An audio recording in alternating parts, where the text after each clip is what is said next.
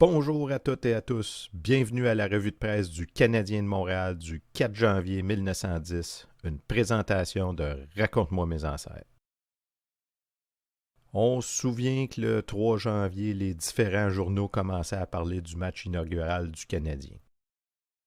Le journal Le Canada nous apprend que le cobalt est arrivé en ville et que M. Tommy Eyre les a tout de suite mis à la pratique. Rapides et pesants, ils donneront certainement une besogne ardue aux Canadiens.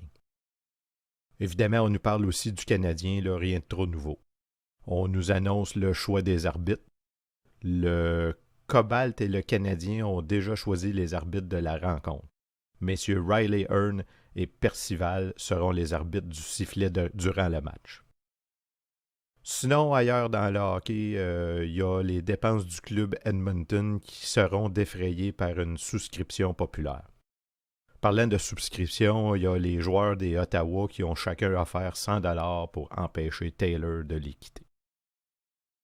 La patrie du 4 janvier nous parle des premières parties pour la Coupe Stanley qui auront lieu ce mercredi et jeudi.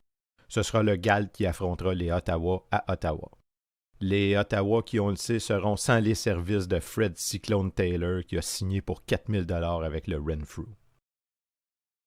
De retour dans le journal Le Canada, c'est jour du jugement. C'est aujourd'hui que l'honorable juge Bruno rendra justement dans l'affaire du National contre Didier Pitre.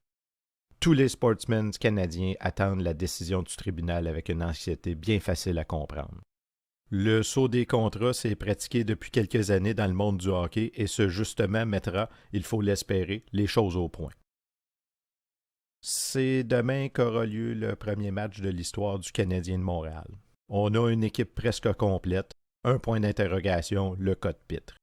Bon, là, il y en a qui vont me dire « Ouais, il me semble que tu n'as pas nommé ben de noms à date. » Non, effectivement, parce que dans ce temps-là, il y était 7 sur la glace puis un remplaçant. Et le remplaçant embarquait juste dans certains cas, comme dans le cas d'une blessure, par exemple. On se revoit dans une prochaine vidéo pour la revue de presse du 5 janvier 1910.